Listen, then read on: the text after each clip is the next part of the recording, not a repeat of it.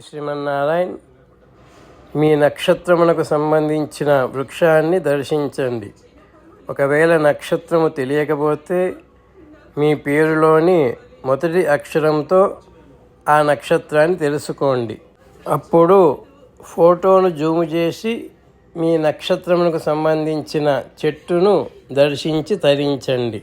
జై శ్రీమన్నారాయణ. ఓం అస్మద్గురుభ్యో నమః.